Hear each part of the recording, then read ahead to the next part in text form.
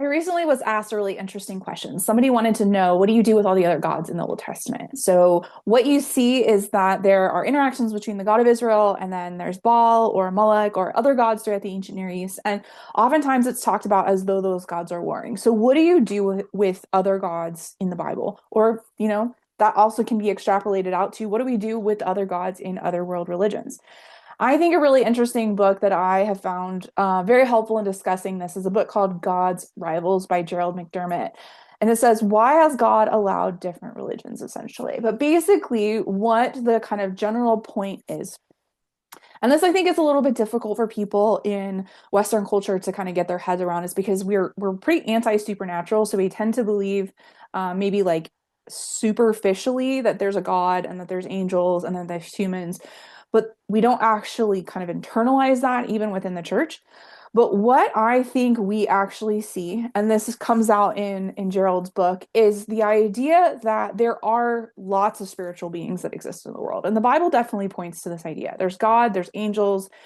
Some of those are on God's side, some of those have fallen away from God, and there's humans. And God put certain angels to be kind of almost like governors over the various parts of the world while he personally governed Israel. And so the problem then became, instead of those governors pointing people back to God for worship, they redirected worship to themselves. And that is what we see as the other gods in other religions. It's not that they are of the same genus or the same species as God. It's not that God is one among many, but in reality, there are other spiritual beings that existed that God created, but who were supposed to point worship back to him, but instead they directed it to themselves. And as a result, they became known as gods in those different cultures. And this is interesting because I think it explains why we see people in other world religions having supernatural experiences. Because it's not that they've just made this God up in their head and that it's a complete fabrication and fantasy.